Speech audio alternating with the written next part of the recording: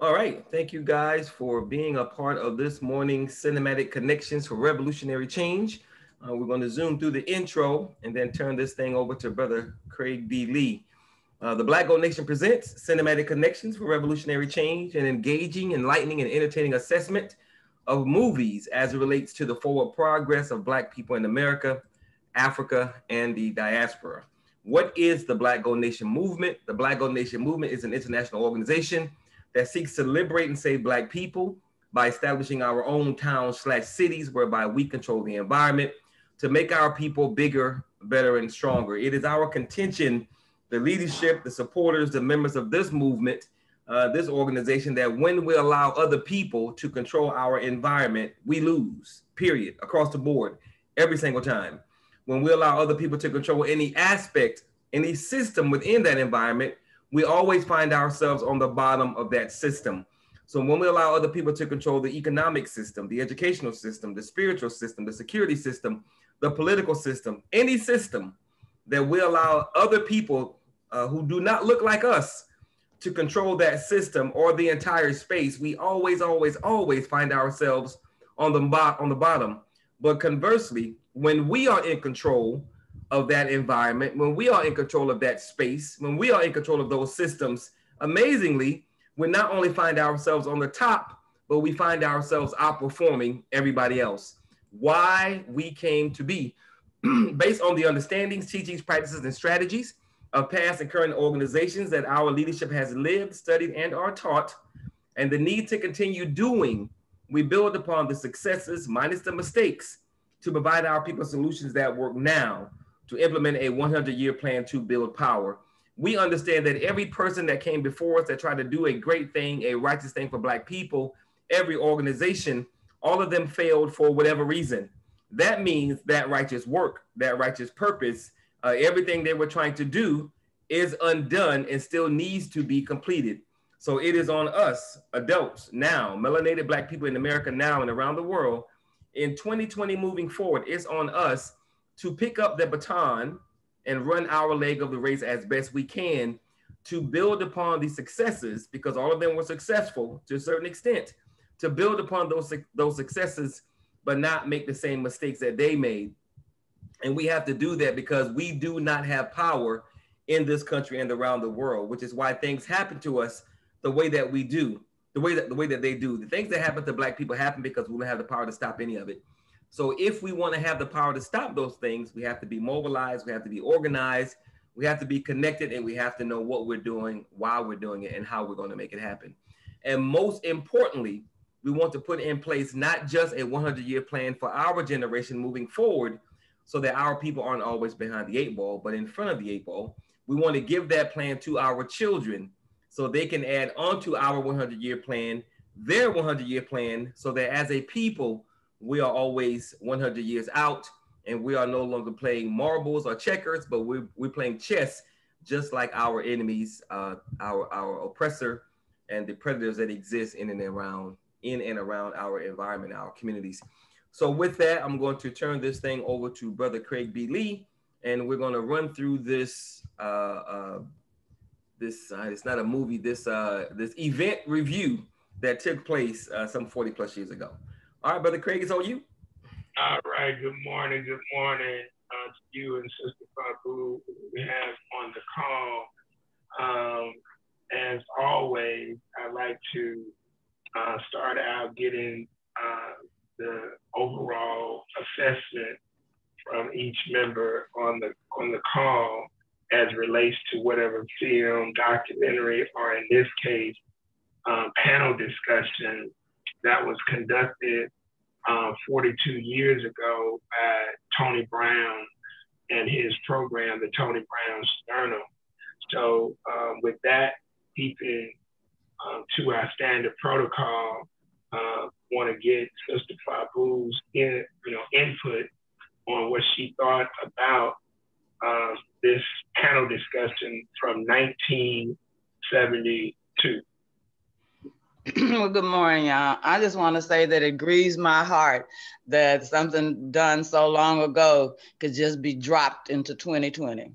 Because it could just drop it. I think Brother Tamani said somewhere that all you needed to do was update the technology, update the clothing, and I mean, I could think of a few other faces you could replace those faces with, and the conversation would pretty much be the same.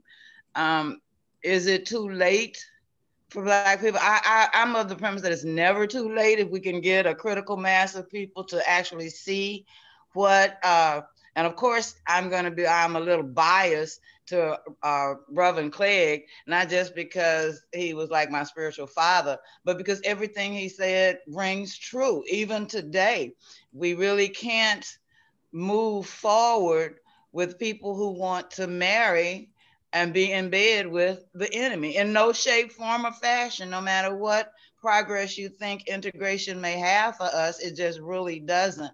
Because if a people give you something, as we all know by now, they can take it back and they can govern it and they can feed it to you just the way they want to feed it to you. And it was a shame that those who were on the panel, except for, is his name Baraka Amir? I can't remember, right? Yeah. On the deal, it was Amuma Baraka, but he's actually Leroy Jones Amiri Baraka, the same person. Right. Okay. I could, he was almost there. I think that no one wants to really say that we really got to just cut out all the hullabaloo and just get right down to the nuts and bolts of things. And they're all trying to be, to me, it was like they're all trying to be so politically correct, even in those days, before they even had the term politically correct. They all want to not offend. But sometimes when you're trying to build power and take power, somebody gonna be offended, and the person who's trying to take power just can't be scared of offending. Like Reverend Clegg said, I mean, you just gotta run them out the neighborhood, Exactly. Otherwise we're too divided. So, I mean, and that problem still exists today, which is why it grieves my heart. Exactly. On undercover. Well, not really undercover, because if you were woke in 72, you see the nightmare now, Yeah. My analysis, assessment, review is pretty much the same. It really is sad that we haven't moved much, because we don't seem to have learned much. We still have people who are pushing the integration thing, pushing can we all get along thing, not fully understanding that if we don't control our most immediate space, then things that are happening are going to continue to happen. It's like that speech that we were talking about of Brother Malcolm, that was also 40 plus years ago, talking about the need to control local politics and the local economy. And despite the fact that Black people love to say they love Malcolm X, love to say they understand Malcolm X, you don't see a lot of Black people, Black organizations trying to control that local space. So it's unfortunate. It's most certainly a reality check. But from 1972 to now, like Sister Fabu said, you can update the technology and the clothing and insert name here. And you got a lot of our people still saying the same thing, not understanding that will never move us forward. And fortunately, we had a few brothers on the panel that were not only making some sense, but have actually done some things to move the community forward. So it was telling, if nothing else. Yeah, definitely. All right, so the way I wanted to approach this morning is to go through, since they did introductions, allow for opening statements for each of the people on the panel, each of the individuals on the panel. I wanted to go through and get you all's synopsis of what each one of them said. But before I even ask you all for that, I want to ask you all this question. Remember this is 1972. Who was missing of significance? He said that Fannie Lou Hamer could not, be there. And interestingly enough, if you all looked at that, when they put her photo up, they indicated, Tony Brown indicated that she was the president of the Democratic Freedom Party out of Mississippi. So that's a Black political party, although it wasn't independent. It was understanding that the Democrats weren't doing a goddamn thing at that time. That's right. So she even understood that and whatnot. So I thought that was very interesting. So she wasn't there, but that's something that we need to discuss a little bit. But who wasn't there that really should have been on that panel? And just think about the time, 1972. Who wasn't there? I was surprised that there weren't one person in particular not there, but also this group wasn't no representation from this particular group. I was surprised that Stokely Carmichael wasn't there, Kwame Ture, and I was also surprised that there was no representative from the Black Panther Party that was there. Yeah, I thought that was very interesting. I don't know why, of course, but I thought that was interesting. Sister Fabu? Well, as for me, that was the time that I was, as a sleeping giant, was just awakening. And I was surprised that Ella Baker wasn't there. Wow. Interesting. Because I thought she had gone with Fannie Lou Hamer. Well, because I think she was with SNCC, Ella Baker was. And I was just surprised that she wasn't, there. Yeah, it definitely surprised me that neither Kwame Ture and for damn sure Bobby Seale, who was still the over the Black Panther Party, was not there. And as a matter of fact, I just thought about it when while Tamani was speaking, I just thought about to look up something because if I'm not mistaken, Bobby Seale ran for mayor in 1972 or 73. And so I'm just gonna pull that up while I'm making this. 1973. So I want you to think about that. Yeah. And see, that's why I thought it was 73. So I want you to think about that. I mean, think about that. The brother who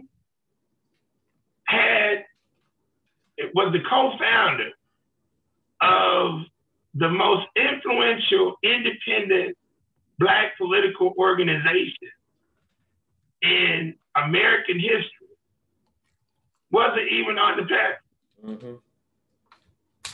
I can guarantee you that he wasn't on that goddamn panel because this is just after the FBI destruction of the Black Panther Party. So you can pretty much surmise that although Tony Brown was talking that talk, he wasn't about that life. Right. He wasn't about that life, having real conversations with those guys. But he was preparing to run for mayor. And so I want y'all to keep that in mind. That's very important. All right, so Ralph Abernathy, what did you all get from his introduction? Anything? No. That's what I was gonna say. Ho-hum and drab.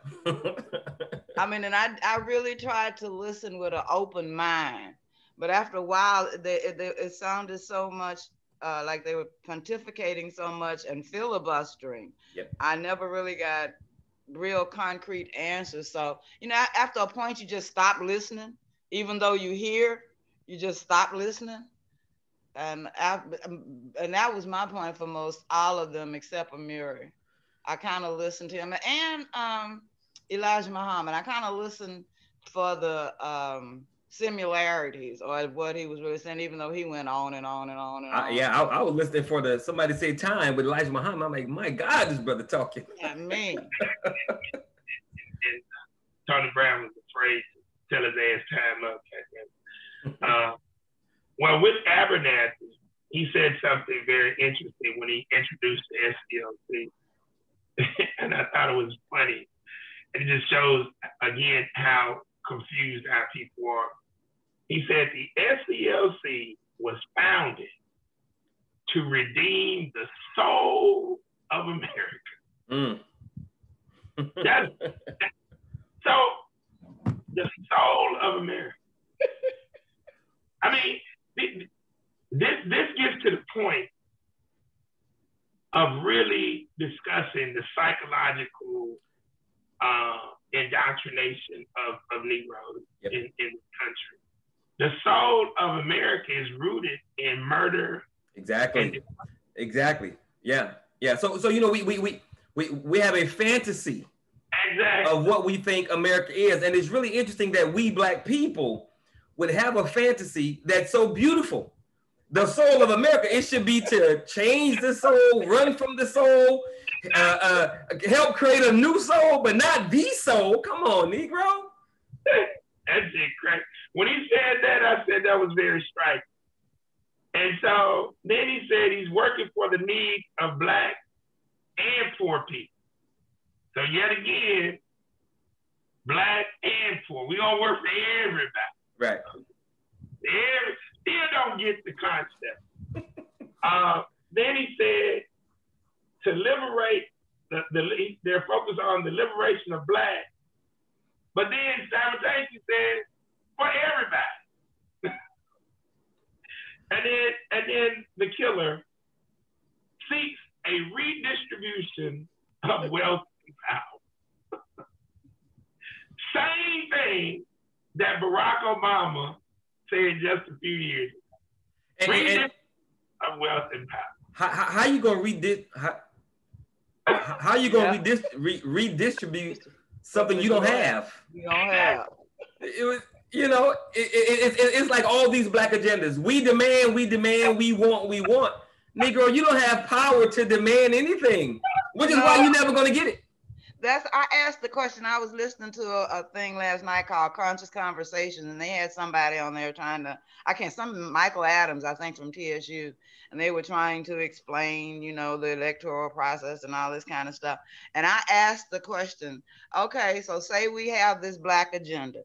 We put forth this Black agenda. What power do Black people have to enforce it? You know what his answer was? I just clicked off to the show after that. Hold the people we put in office accountable. What else can he say? Well, and that's the same thing that's going on. I mean, that's why I said that this video, this panel that we're discussing now is pretty much the same. They're intellectual, but they don't have any sense, quote unquote. You know what I'm saying? They don't have any substance to their intellectuals. And when you really break it down, they're not even intellectual. They are pretending to sound intellectual, but they really aren't intellectual. And that's why I wanted to go through each one of them. Yeah, and they most certainly are not critical thinkers at all. No. All. Because if you're critically thinking, you're trying to dismantle something and build your own. If you're critically thinking.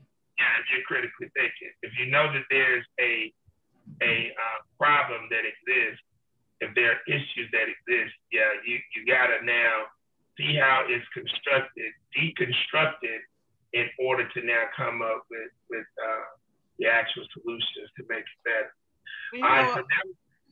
What I thought about all of them as I listened to each one of the panelists, of course, except Reverend Clegg, is they got too much skin in the game, and they are scared of being quote unquote blackballed. You know what I mean? They're scared of losing their quote unquote pseudo-economic status. That's right.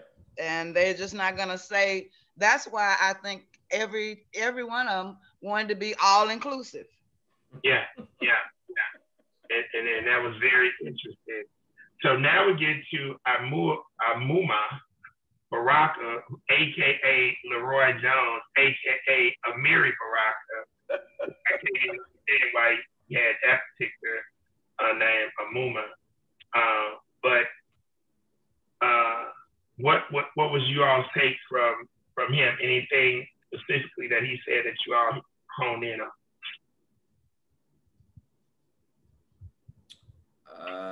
No. All right. So I have to say no as well. He constantly was pushing the unification of diverse groups of Black. Yeah. Now he was considered to be a highly intelligent intellectual, and something as basic as this just escaped him, because I'm sitting up, how are you going to have unification of diverse groups of African descendants who have different philosophies? And of course, Randy Clee called him on that later on in the show. But I wanted to bring that out because he was constantly pushing that. And it struck me about it. So this morning, I just did a quick little research assessment on him. And it proved exactly what I was thinking, because he said something that didn't make any sense. He said, we need to have unity, listen to this, without uniformity. He said, unity without uniform. How are you going to unite if you're not uniform? Impossible. Okay? Impossible. So see, they're not called to the carpet on these things. And so you're just throwing shit out there and it sounds good. So something told me to pull his ass up. And I said, oh damn, this is Amiri Baraka. and so you go to his deal, and then you tap on his children. Oh, and it comes out. It comes out right there. His children.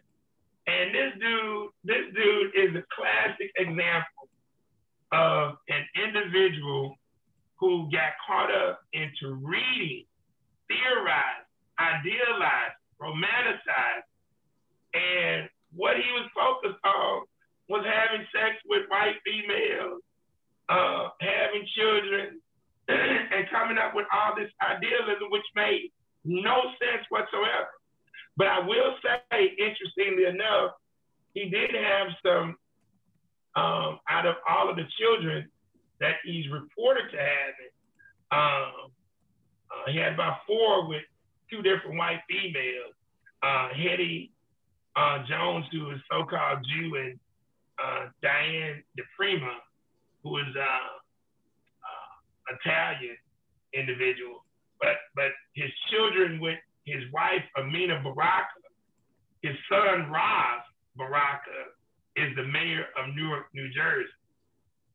But I will suggest that you all go look at who he is, because similar to what we do in analyzing a movie or a documentary in terms of the director and producer, you all really need to study who these people are, and it'll give you a perspective as to why they say it what they say it.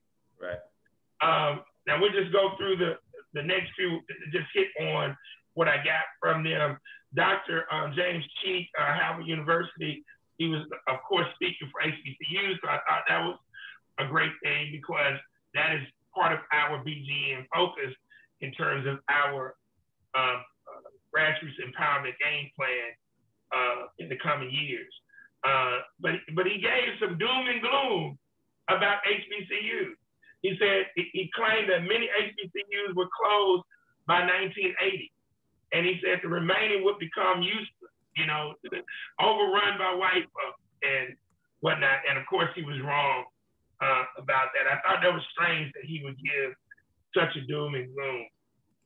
And then we get to I call him Dr. Albert B. Cleage. I know y'all call him Rev, but and his African name as well. But he I mean, it was just like looking at LeBron James and Michael Jordan against some Pee Wee League athletes.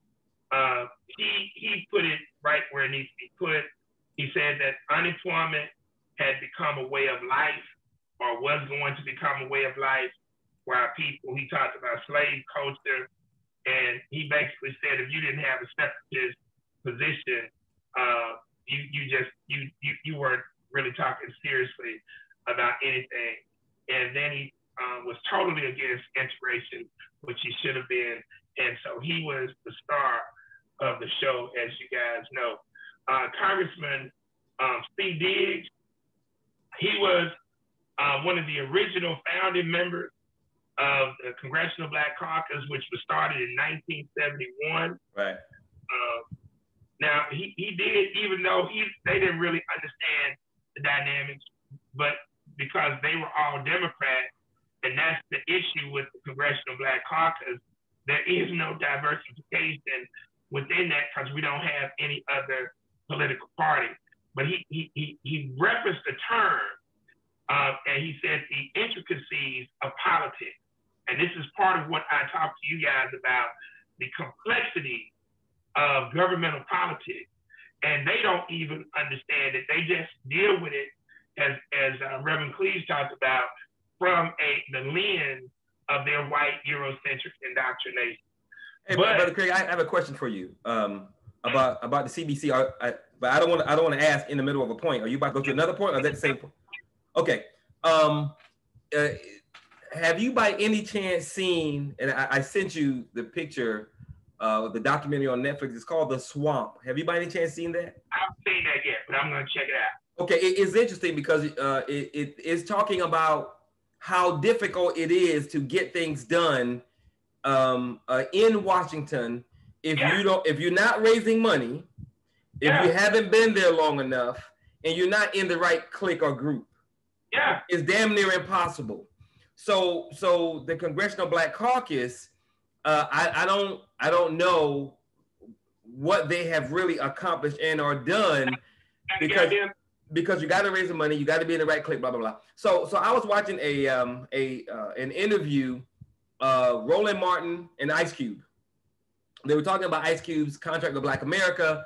Roland had some people, some panelists there. And Roland goes on, when he was talking about some of the things that are in Cube's plan, he starts to, was it Roland or a sister? I think a sister did. She was reading off some of the things, some legislation that the Congressional Black Caucus had put up that hadn't been voted on yet. That was in Ice Cube plan, it was like, these things need to be done. And the sister was saying the CBC is working on it. Yeah. So my question to you, and I don't know if you know or not, but is the CBC doing something that we simply aren't privy to because it hasn't been voted on yet? And it's kind of like a behind the scenes kind of thing, or is it like so many other Black organizations? They're just there. So I knew that's you going with the question. I have to laugh at it. So since I got you and Abu on the phone, we're gonna do a little math. And to my I've already taken you through this, but I hadn't taken Sister Fabu through this. So Sister Fabu, here's the question for you. What are the amount of years that a mayor in the United States, regardless of the city, how many years is their term? One term? And 4? Yeah, okay. How about your city council?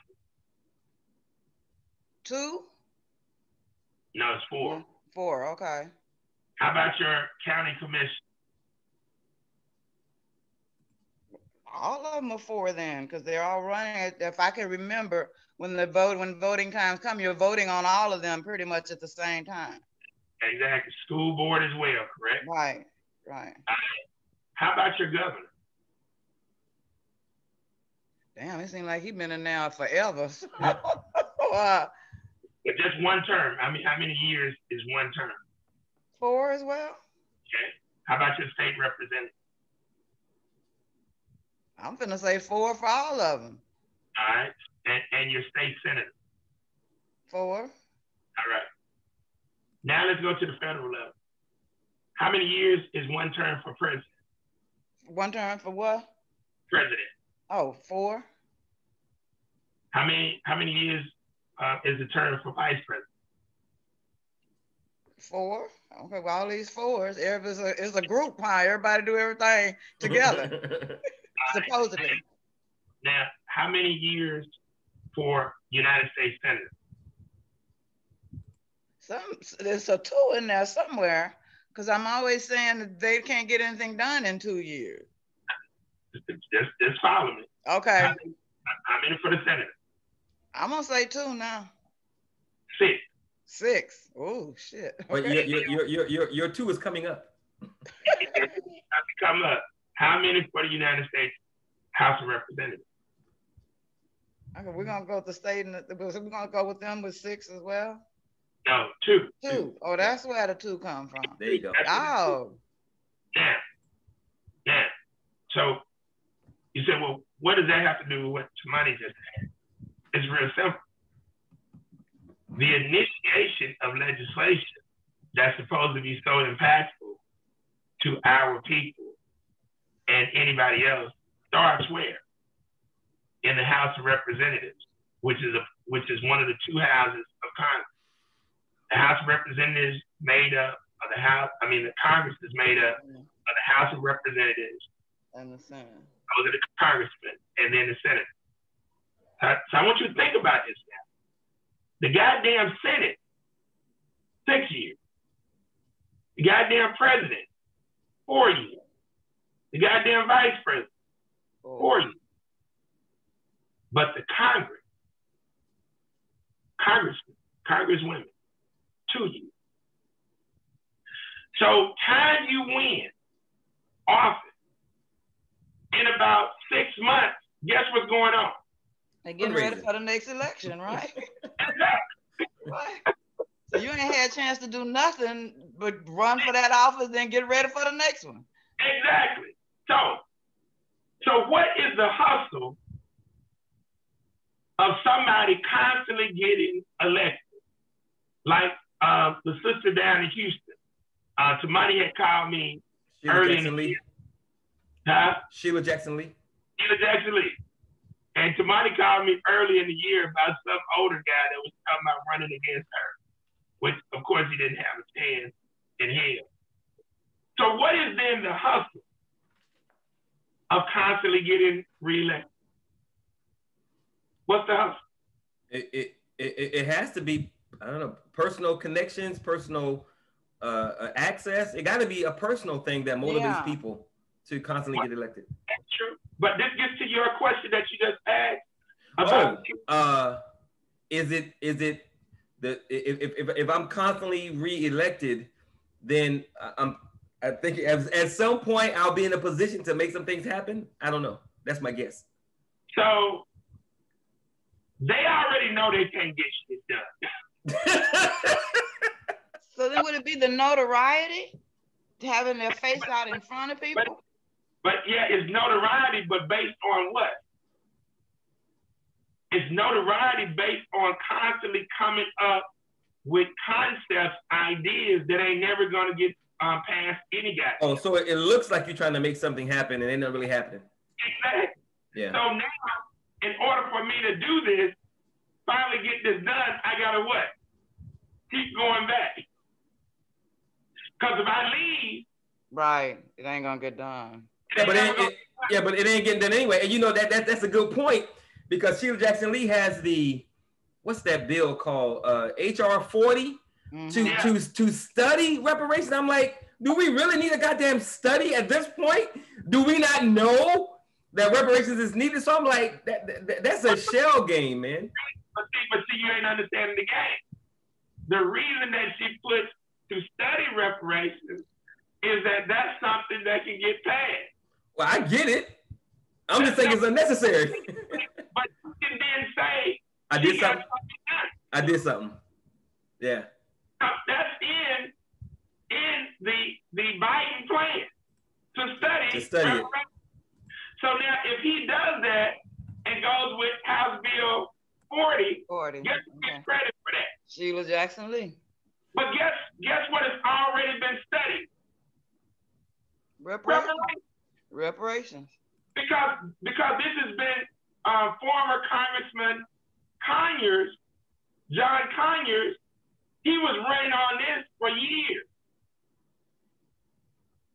So that's why, as I'm teaching you guys how this thing works, you're not going to get legislation passed at the national level to empower our people, because it's not going to pass the Congress. Here, you only have 55 members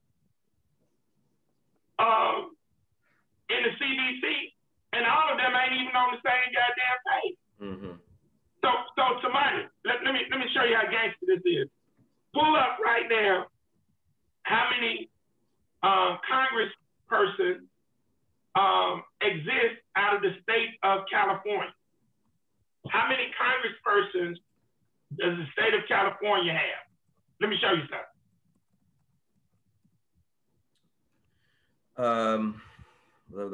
How many congressmen in California? Delegation has 52 members, 45 Democrats. Okay, hold on. Shoot, it's not, I don't find the specific. Okay, hold on. Let me click this link. Watch this. Watch this.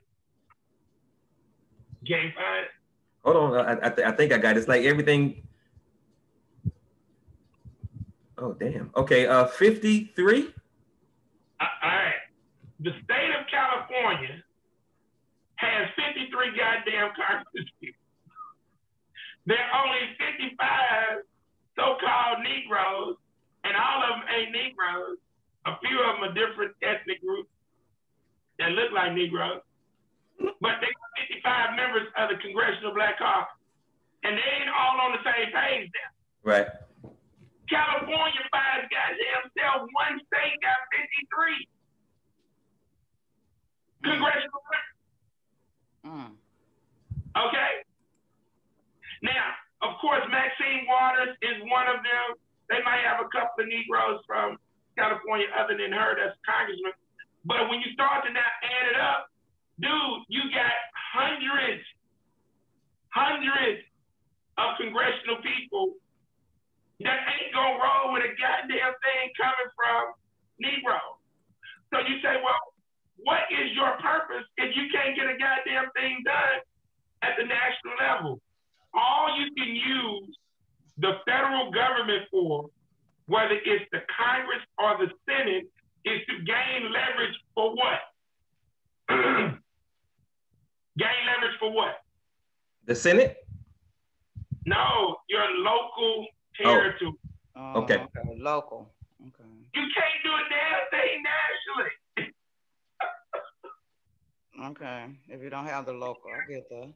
See now, if you understand the game, and the focus is on your local territory that's already majority Black, it wouldn't matter whether the congressional person or the Senate person is white, Black, Latino, or Republican, Democrat, Independent, Libertarian, because you're going to Washington whether you are elected or not. But if you got an elected individual, you send that person there to leverage resources for what? His goddamn district. Right. And it's 435 seats in Congress. Okay. And 55 of them belong to the CBC. So how the fuck are you gonna get something done? You're not. You're not. But if you don't know the game, right. You get caught up, yeah.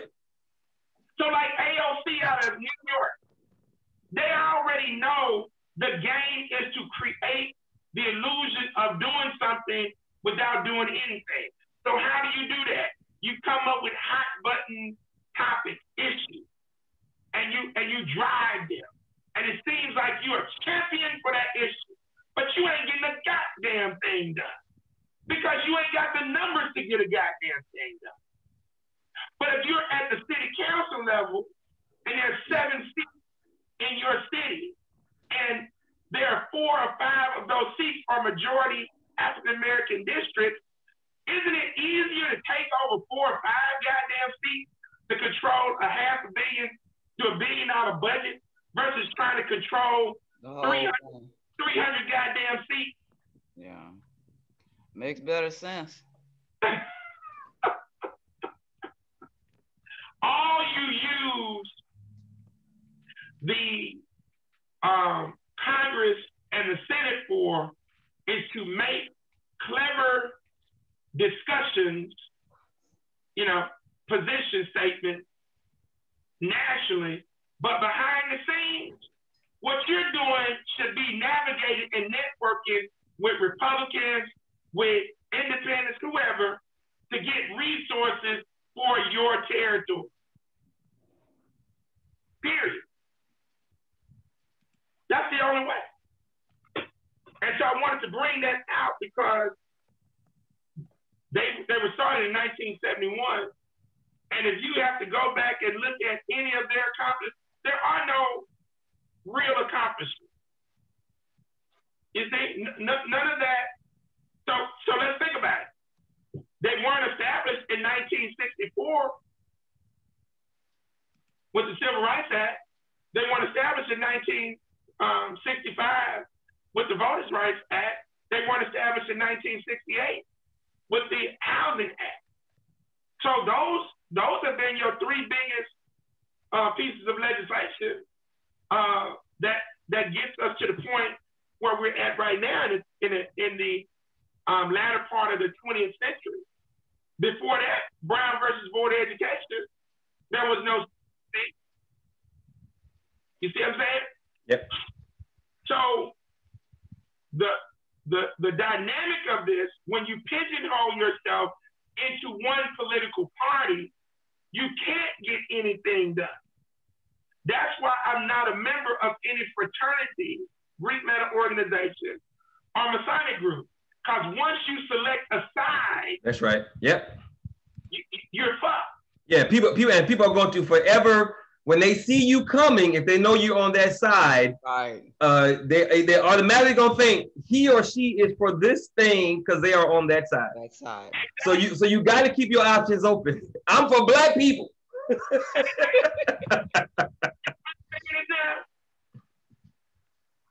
you join a Masonic group, guess what? Which one you gonna join? Prince Hall, Scottish Rites, Independence. I ain't joining none of them. Right. But I work with all of them. That's right. Mm-hmm. Yeah. Does that make sense? Makes a lot of sense to me. Yes, sir. Okay. Of course, here, Dick Gregory, his ass was talking about advocating for some damn Indians on the damn panel discussing Black issues. Yeah, I thought that was interesting. I'm like, what are you talking about? Yeah. What are you talking about and why? So you got Dick Gregory on there, but you ain't got Bobby Seale on there. And the Black Panther. You got Dick Gregory on there, but you ain't got Sophie Carmichael, Kwame Ture on there. Or like Sister Babu said, Elevate. None of them on the panel. Of course, Dorothy Height, she kind of contradicted herself because one minute she was talking about, discriminatory things with females, racism, and sexism. And then she mentioned we ain't got time for matriarchy. We got to just focus on the Black family side. It was kind of confusing. Saying. Yeah, that's when I tuned her out completely. Completely. Yep. Yeah, I tuned her out completely because I said, wait a minute, she don't know which side she on. And then if she's supposed to be there for women's issues and she just shot that down, okay, well, I'm through listening to her. I was like, it was hard. I don't know. And that's why I said Vernon Jordan. I really thought all of them were there just because of name recognition. Oh, without a doubt. But see, before we get to Vernon, you look at Roy Ennis. Man, y'all gotta research this dude. I mean, he was talking cash, Pan-African and shit on that panel. Yes, he was. That dude he died a few years ago, 2017. One of the biggest sellout Uncle Toms in the history of the planet.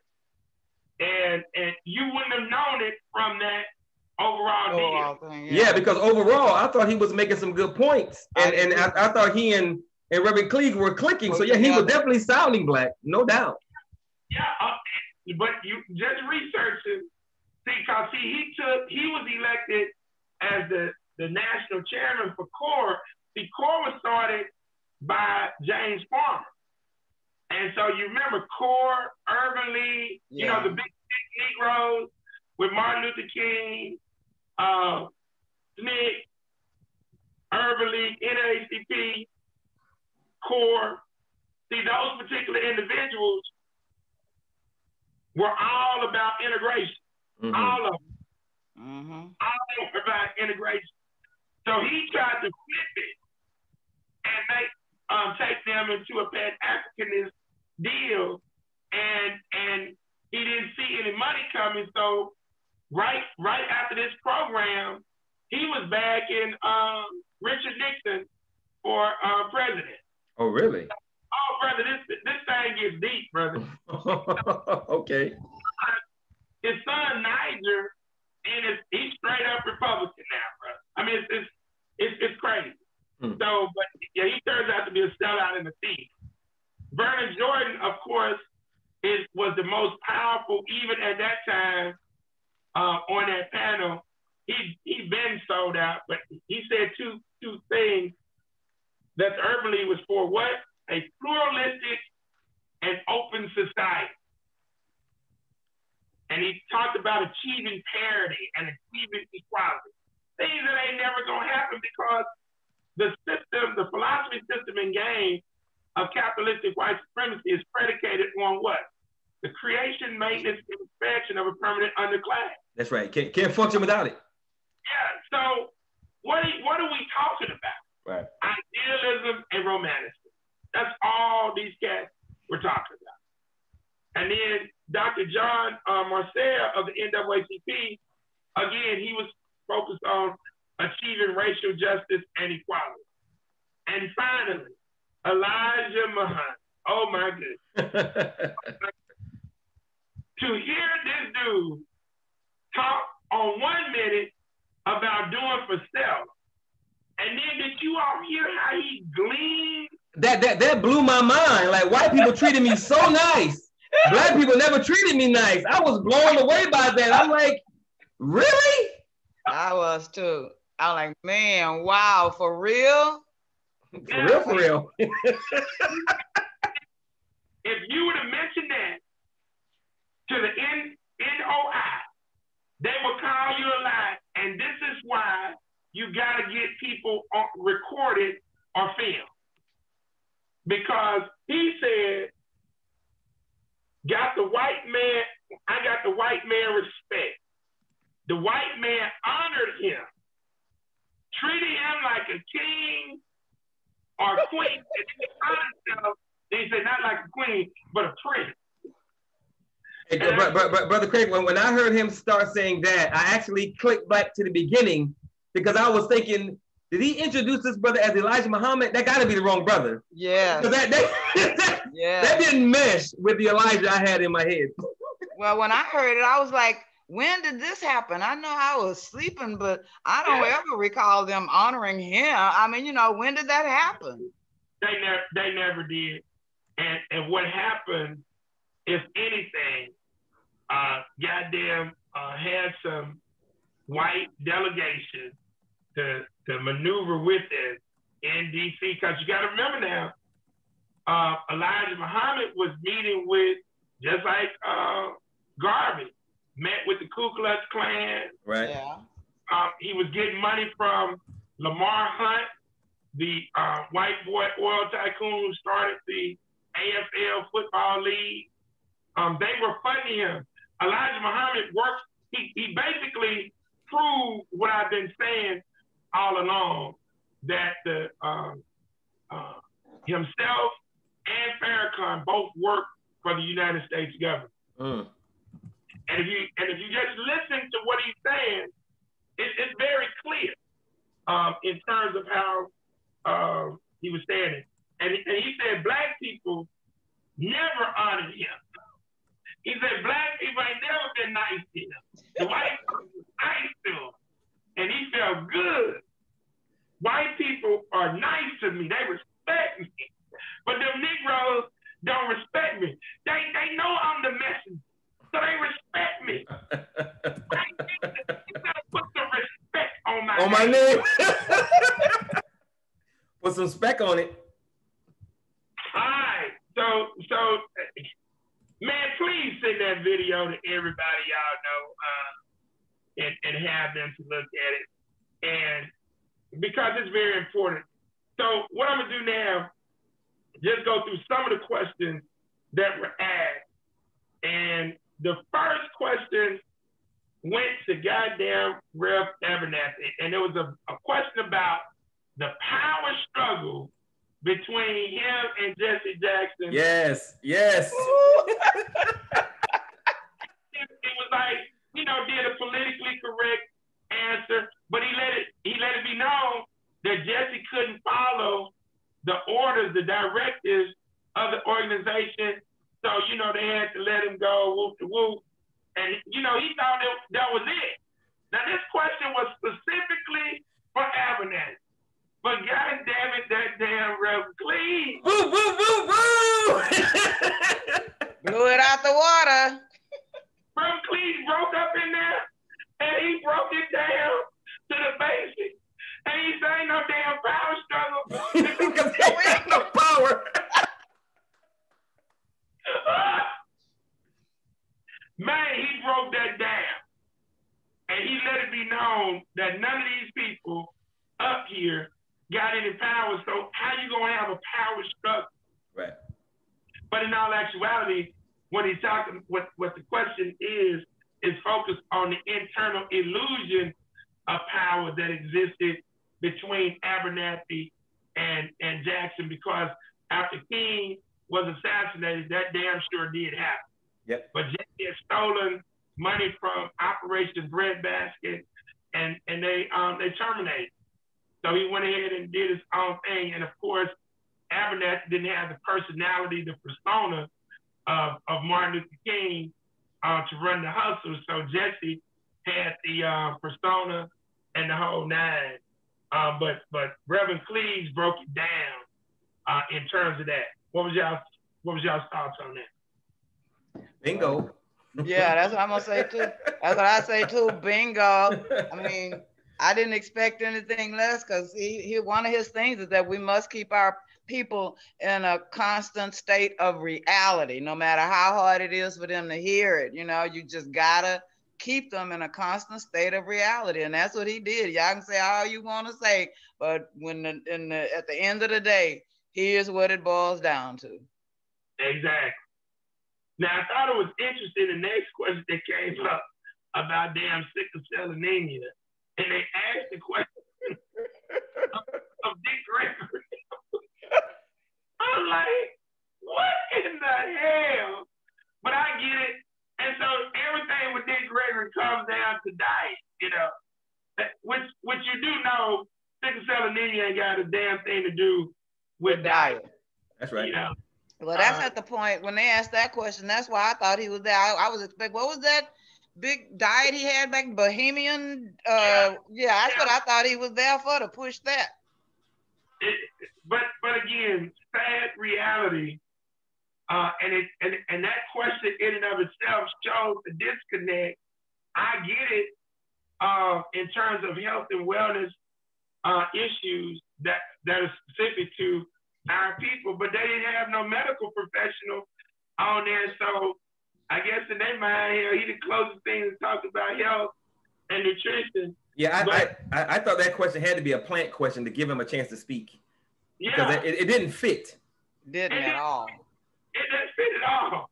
Then they came back later on in the goddamn show and asked if the government's gonna use sickle cell anemia to destroy black. I was like, okay, all right. So one of the next questions, and I thought this, I had this as the most, other than the public schooling, the busing question, this was the most important question because it directly ties into what we've dealt with for the past few months with Ice Cube, Puff Daddy, and all of these so-called Black agenda statos. The question was asked at that time in 1972 about the Democratic Party versus a new black political party.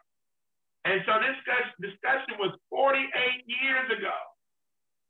And the people were calling for a new party at that time because they saw that the hustle wasn't nothing but bullshit. That's right. They had enough sense to understand it, and the Black Panther Party had done enough to expose the hypocrisy of the goddamn Democratic Party. Yep. So tell me, from after the Civil Rights Act, the Voting Rights Act, and the Housing Rights Act, which neither three of those acts have truly done much for our people. The Voting Rights Act, of course, eliminated all of the discriminatory acts that the white folks were using to prevent us from voting at the voting polls. So, boom, okay, I give you that. But 68 Housing Rights Act, Fair Housing Act, you still got dilapidated substandard housing in 2020. The Civil Rights Act, we know.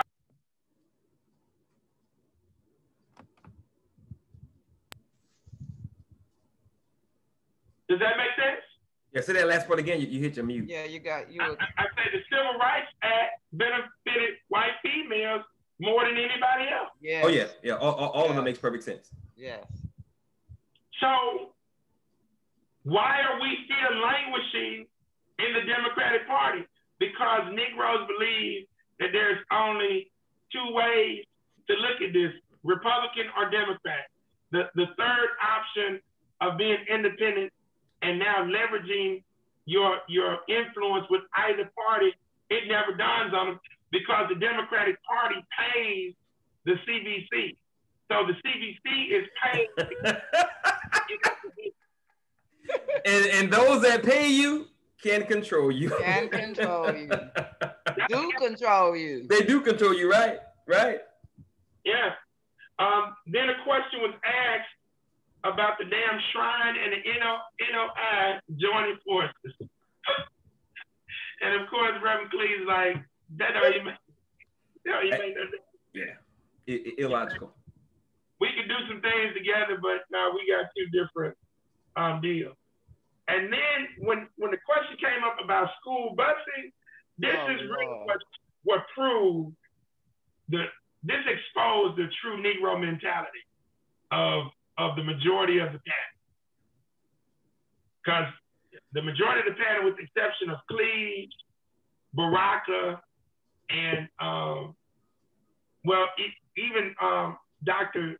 Cheek wasn't for busing, and Roy Ennis, it was just 4 out of the 8. Everybody else was for integration school busing. And it's so sad because that continues to this day. Yep. And on that particular point, somebody put down the next film for us to that point, Waiting for Superman. Oh, Lord. Okay, I got it. Yeah, that's a good one. I've never seen that before. I've never seen it. Okay. Oh, I had to view that in school when I went back to get my master's in social work. Oh, man. Oh, brother. That's a powerful. That's deep. Yeah. That's a deep documentary there, brother. Yeah. Okay, Waiting for Superman. Yep. Yeah. Okay, cool. All right. I think of that movie every time Brother Tamani says, "Ain't nobody coming to save us." Exactly. And you know, Brother Craig, really quickly, as it relates to the Democratic, we believe as a majority, most of our people believe that it's either Democrat or Republican. The president is going to make it all better. We got to support national politics, blah, blah, blah. All of that, and not only is it unrealistic, but all of that is easier than doing the work necessary to control your local space. Yeah. Controlling that local space, not only is where it's at, because that's where you live, that's what affects your day-to-day life, but you know, I'm going through this in Houston. I'm trying to get, I'm working with the Houston team to get them ready for real activity locally in Houston. And they don't understand that in order for us to be successful, you got to know what's going on, and to know what's going on, you got to do the research. Yeah. So you know that pie chart that I showed you guys a few weeks ago, we're only going to be able to complete that if we do the research with the businesses. We're only going to be able to put some people up for office if we know who's currently in office. We're not going to be able to fully understand what's happening with the educational system if we don't go to some meetings. So we don't, not only do we want change now, we don't understand that this is not a sprint. This is a marathon, but you can get to the finish line if you understand what that looks like and the steps that we got to take to get there. But we, like, people get involved in the movement and they're excited about the movement, but a month and a half, 2 months, they start to fade out because, it's not happening fast enough. And I'm saying to them, it is never going to happen that way because we got so much that we got to do and deal with. And if you're not taking the proper steps, if you're trying to leapfrog and jump, it's not going to work. It's a what's the term? I can't think of the term, but we are more motivated about somebody else doing it for us. Exactly. We are more motivated about the president, the senators, Congress voting, getting somebody in office, where the real power, although it takes some time, research, energy, organization, which is really a beast, we don't want to do that. We really don't. And that's why we keep losing. I agree with you, Tamani, on that, because I've been listening to all the radio shows and all this stuff and glancing at the TV. And the one concept I keep coming away with, because I hear them say it over and over, is that Black people are saying the Democratic Party is indebted to Black people. Yeah. I'm going, what do you mean indebted? I mean, do you think because we think that they're indebted that they're going to do something? I'm indebted to Chase Bank. Let them get something from me. Let's see how much they get from me. You know what I mean? Yeah, they gave me credit. Now I can't pay. So I'm indebted to them, but I really don't understand. Well, I do understand because the system has been very ingenious in giving us the idea, and I think it comes from Christianity, that our Savior, our salvation is outside of us. Yes. Yeah. Outside of us. And we believe that. That's why we keep looking for Superman. Yeah, and Fundi, Sister Fabu,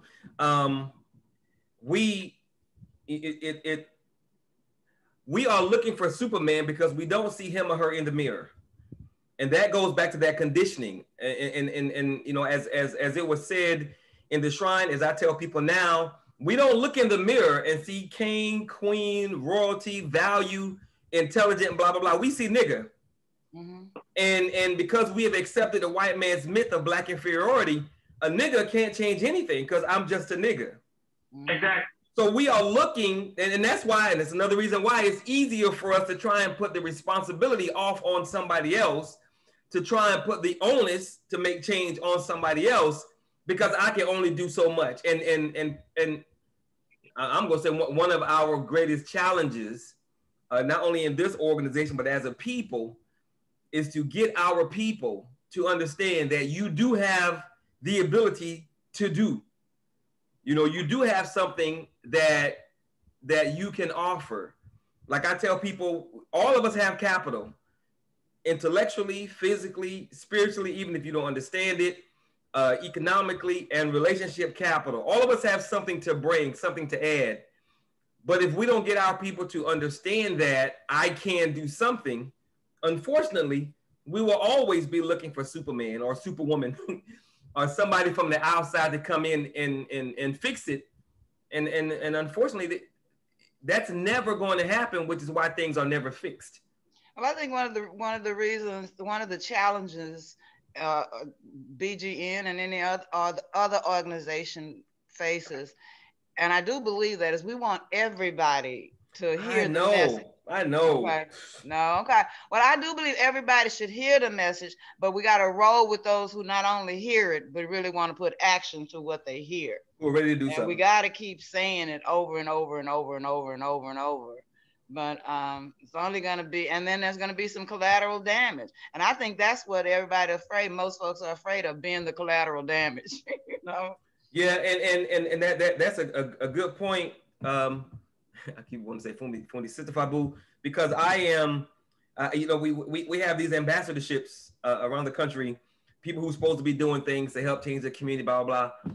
And I am constantly, like what you just said, I am constantly having to remind people of what they're supposed to be doing, constantly. And I hear over and over and over again that I'm just waiting for this, I'm waiting for that, I'm waiting for this. So what I did was, I put together a document, literally, you know, me and documents, I'm gonna lay it out there, and I'm gonna send it to you, because it's clearly written solutions, huh? I try to be clear, and I try to give solutions, and I'm going to write them out. So I have a document, Fundi, of 100 things, literally, actually it's 101, of 101 things that if you feel like you don't know what to do, or if you feel like you are waiting on something, if you feel like you're in a fog and you don't know what's next, check this document. Because there are at least, if you're not, and you know when people join, I send them an email with some attachments to it, right? So I'm going to try and keep the ball in your corner as much as possible, because I don't want you waiting on me, because I got enough crap to do and I need you to do your part. So if for whatever reason you think that you're caught up, you're waiting for the next, whatever, go to this document and look at it, because there are at least 100 plus things that you could be doing. And that lets me know that we really don't understand. We really aren't ready for what we say we want. And we are really, we don't want to put in the time, energy, and effort, and we'd rather have somebody else do it. That's it. Well, that goes back to that conversation we were having not long ago when we said, why should I go Google it and you standing right here and you can tell me? I know, right? Cheo. and that's funny, because you know that there is no excuse, especially in this day and age, for a person to say I didn't know. You know, you can Google and find anything. You just got to be willing to put in that time. So yeah, it's unfortunate that we. Even when a viable, logical, realistic solution is provided, because everything we say in this movement is logical, realistic, and doable. Our Black agenda is not demanding something from somebody else. It is not trying to get somebody to give us what we're owed. Our agenda is based on what Black people can do right now. Our agenda is based on what we have the power to do right now, and that agenda can really put us in a completely different position in this country, because we do have the ability, we do have the power, we do have everything we need to do what's necessary. But it's easier to expect somebody else to come in and do it for you, as opposed to, you know, going door to door in your community and learning more about your neighbor. Like I said, the good thing about Tamani, where you're now at 4 years into your vision, is what I was telling you a few years ago, the complexity. Wait. You know your camera's off? Yeah. Okay, go ahead. Yeah, I had to maneuver around. Sure, go ahead. But the where you're at now, you're really starting to get why I was saying to you that we have to, you know, identify this select city. Yes, sir. Once you start to see and maneuver around the country as I have,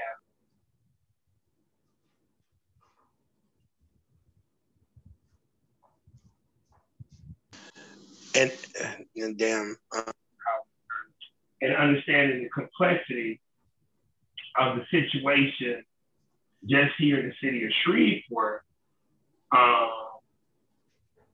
you just don't have enough people. who have used Abu, and some of the others like Brother Lloyd. Yep. Those are very rare cases. And so now when you look at fact from fiction, idealism from reality, romanticism from reality, now when the rubber got to meet the road, bro, I'm trying to tell you, these people are not built, most of them are not built for this. They got to see the physical reality first, and then, so it's a longer route to a national and international objective. But that's why I gave you my experiences from here in the city of Shreveport. And I call it, I say, Shreveport has what I call the highest Uncle Tom sellout rate in the world. In most cities, it's maybe 90 to 95% of the people that you'll run into are sellouts, do nothing, liberation entertainers. But in the city of Shreveport, it's like 99.5%. I mean, it's the highest in the world. Mm-hmm. And for me to navigate and do what I've done over these 25 years with the few people, I knew that I needed certain things to happen. That's why I was hoping that Donald Trump won, to force these Negroes into the position. And so, yeah, we've gotten a few additional people on board, but like I'm getting ready to go vote in a few minutes with the NAACP deal. So we started late. I still have to deal with some of the people who are in the group who know they don't know what the hell they're doing, and instead of following what we have to do independently, they're still trying to do it from the standpoint of the European way, and it's never going to work. Mm-hmm. So I'm forced to really analyze being on the ground. So that's how I can give you and Fabu and others how this shit really works. Because I'm in the midst of the greatest slave laboratory for Negroes in the goddamn country. So Brother Craig, based on what you just said, you have people who, despite the evidence to the contrary, and maybe they're not privy to the evidence, I don't know, but despite the evidence to the contrary, they are constantly trying to push a narrative and a solution that's proven to not work, constantly. So, not that they're verbally doing it per se, like the dude who is the vice chairperson, he's a former Cattle Parish commissioner. He's not going to, I really don't even want him in the organization, but the guy who grew up with me, who I thought was ready to learn, Alvin Oliver, Michael Williams, who is the former commissioner, he talks to him every day about the Eurocentric way of doing politics, which ain't gonna work. Not for us. So they have teamed up with another retarded Negro who I've had to put out the organization, who's running for president today.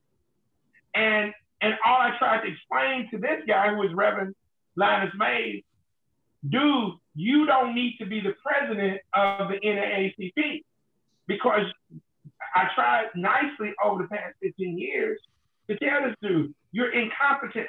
Mm. You lie too much. Mm. You haven't even been to college.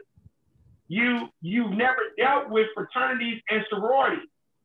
You will get eaten alive. They have a local board. They have a state board. Then they have a national board. You are not prepared for this. But instead of following the expertise of the goddamn person who knows this, yeah, they still try to maneuver it the white way. So I have to allow them to self-destruct and basically maneuver them out, because we have a good group of people who are willing to learn. Mm-hmm. And who are ready to, I mean, we got one of our members, Brother Bobby Washington, he's a former mayor of Cullen, Louisiana. So we got a former mayor on our team. Excellent. who owns property where we physically meet. We meet at his facility. Okay, but at the end of the day, he's on board, although he's a Democrat, but he is retired, and so needless to say, these cats don't even understand how to move within this overall dynamic. Yep. Okay, so Babu, I got you. Yep. Probably have to go to yes, sir. a Zoom meeting.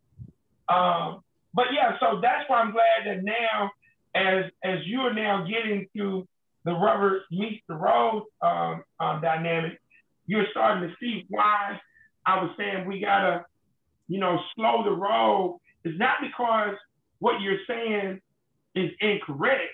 It's just now that you see the assessment of these people throughout the country, the romanticism starts to wear out when you gotta start doing the goddamn work. Right, and it wears out quick, especially if you don't understand how nuanced the work is and how deep the conditioning is. Exactly. Yeah, and that's why people come and go. That's why people come and go, and that's why those first two pillars are there, spirituality and right culture, because without that, it don't matter about the other four. You're not going to be able to do this thing the way that it really needs to be done. That's right. Okay. And we just summing up the last few points. The question was asked about the panel functioning together as a group. Mm-hmm. And again, Reverend Cleese knocked it out of the park. He said that's impossible. Right. How are you going to get Black integrationists to work as, who are the enemies of Black people, to work as a unit with those who are pushing for Black power? Yep. It doesn't, but again, romanticism and idealism, that despite our philosophical differences, you really believe that you can still work together as a team. That's impossible.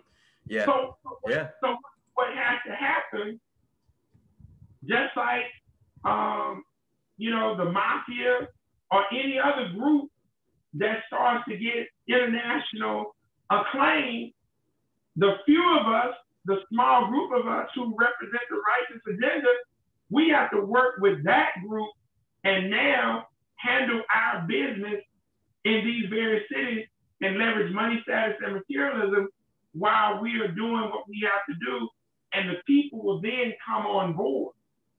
But to just try to unite with homosexuals, trying to unite with integrationists, trying to unite with this group, if they're not on board with our philosophy, we got to just move around. We ain't got to attack them per se, especially the Christian church. You can't attack that because most of those people are the ones that we're going to be able to deal with. Sure. They can give us money. They can give us their vote. You see what I'm saying? Yeah. Because they're afraid. But I'd rather deal with those guys than try to deal with the Hebrew Israelites. Right. The deep woke Black people. Yeah. Because the so-called woke folks, they're so confused and unwilling to do any goddamn thing. And you already know of those 60,000 votes that Kanye West got, that's 90% of those votes have info. Probably. Yeah. So I thought Reverend Cleese knocked it out of the park again. And man, Reverend Cleese said it. I mean, he said the integrationists, the Negro integrationists are enemies of Black folks, and they need to be wiped out of the Black community. That's right. It was interesting. Vernon Jordan was real calm, and he said that they are not going to be run out of the Black community. And he's like, with the exception of Reverend Cleese and Roy Ennis, he said, I think we come together and show that we can work together. And that's all bullshit, right? That's all bullshit. Because you're not going to get anything done. But I do agree in terms of us being hybrid we have to be a part of these various groups, so they are discussing certain things that still need to be discussed in legitimate grassroots organizations about housing development, opportunity zone, tax credit, things that we have to become more sophisticated as grassroots individuals. And again, not all of those people are sellouts. Right. Some of them are legit. Yesterday, I had a great meeting with the brother who we supported for district court judge against the incumbent. His name is J. Antonio Florence, and he's agreed to be on board as our legal counsel. Excellent. Wow. Okay. Yesterday, I treated him out to, turns out to be a late lunch. But we had very good discussions. So we're on board with that. So not all of them are sellouts and won't do anything, but it's them show 99.5% here in the city of Shreveport. So the one or two that I can rock and roll with, boom, we maneuver. My job is to then leverage the money status and materialism underneath our umbrella so that I can now make sure that although he is working for us or a few others are working for us, we can put some resources in their pockets so that they understand we appreciate what they're bringing to the table. Right. Yep. Agreed. 100%. And then the last two questions that I referenced. Young guy from New Orleans called in, and he asked about how to determine which way to go based on all the different positions of the panel.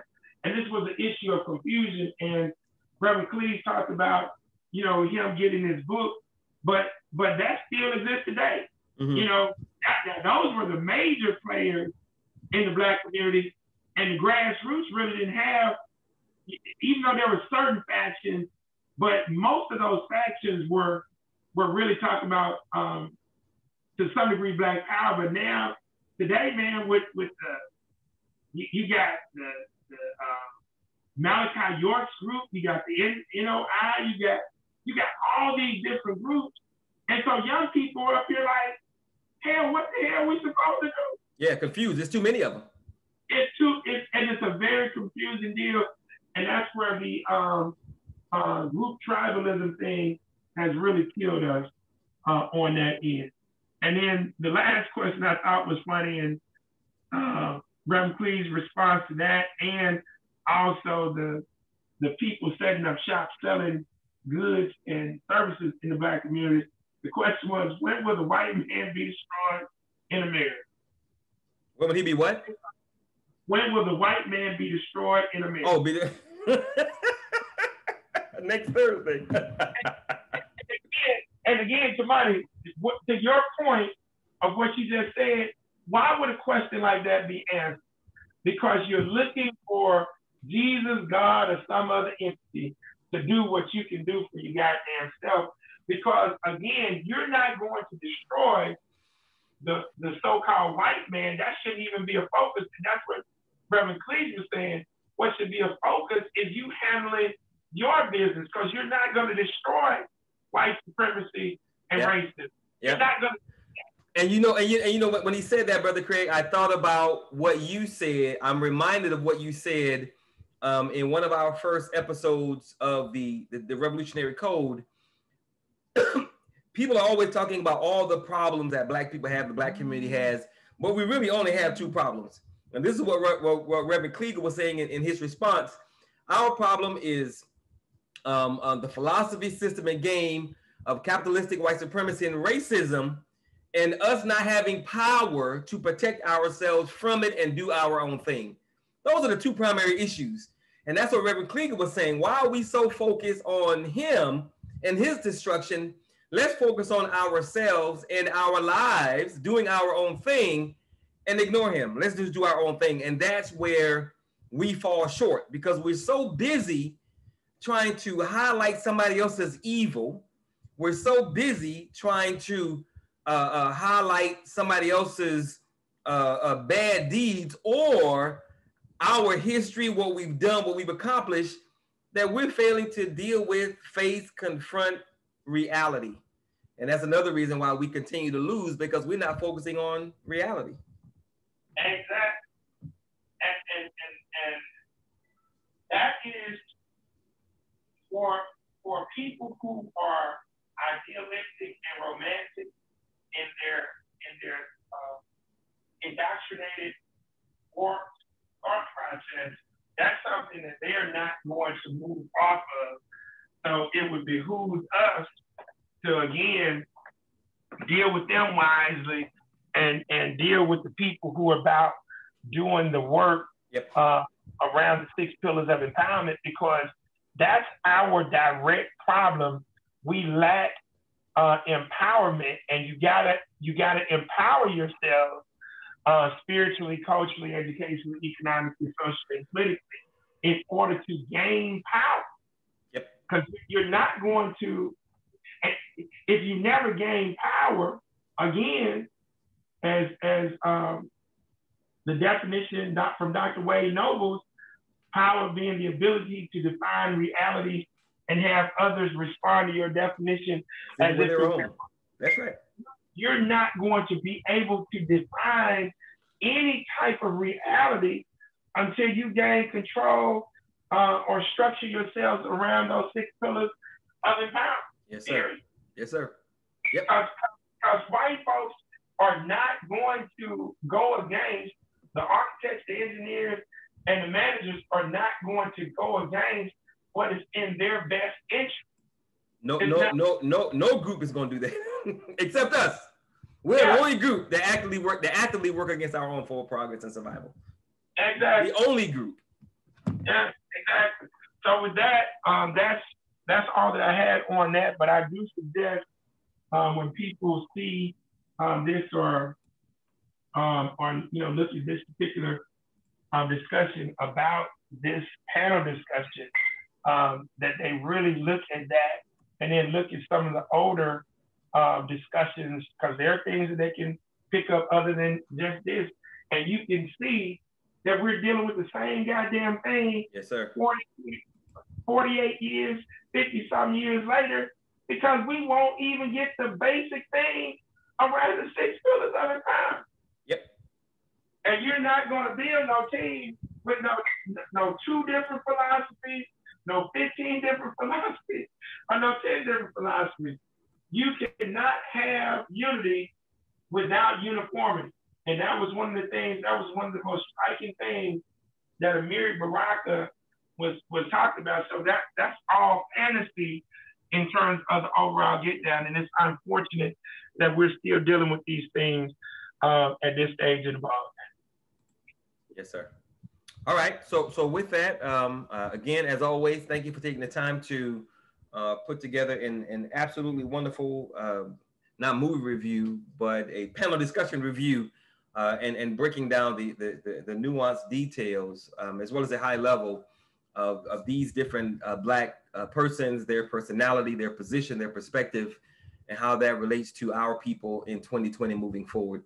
So the Black Gold Nation movement is engaged in a 100-city tour right now to identify Black people on the ground in different cities around the country who want to actually do something, who want to be a part of something, who want to plug into a system that has the leadership, the understanding, the background, the training to create a new reality for our people. If you are interested in being a part of a team that's focused on doing that, if you're interested in leading a team, then please visit our events website, blackgold-wakandarising.com. Click on After the Protest, read what's there, watch the video. If you like it, if it moves you, if you get the warm and fuzzies, then click on register now, find your city and register, because I will be in these 99 other cities. We've already done 99 other cities over the next 6 months to find Black people that are ready, willing, and able to do something. Because if we don't have some semblance, some level of unity amongst ourselves, if we don't identify Black people who want to do something, if we don't develop a critical mass of our people who not only want to be a part of something, but they want to help build a team to make some things happen, then we are most certainly going to continue to lose and become a permanent underclass in the country that we built. If you want more information about the movement, you can always email me at theblackgoldnation@gmail.com, theblackgoldnation@gmail.com. You want more information about the tour, the events website is blackgold-wakandarising.com. Click on after the protest. And if you want to support us financially via that 100 city tour, simply go to GoFundMe, type in Black Gold Nation, and click on the video that's going to give you more information about what we're doing. And you can financially support us, because it's most certainly going to take some financial resources for us to do what we need to do in these 100 different locations. So with that, as always, remember two things. One, no one can do everything, but if everyone does something, everything will get done. And number two, always, always, always remember that nothing is more sacred than the liberation and salvation of Black people. So with that, again, thank you, Brother Craig, for being a part. I appreciate it. And for those of you that are watching the recording, please share this with 10, 15, 20 other Black people so that we can make this thing a reality and continue to move and build. So with that, you guys have a wonderful day, have a wonderful weekend, and hopefully we'll see you at the next movie review, documentary review in 2 weeks. God bless. Thank you very much. Have a good one.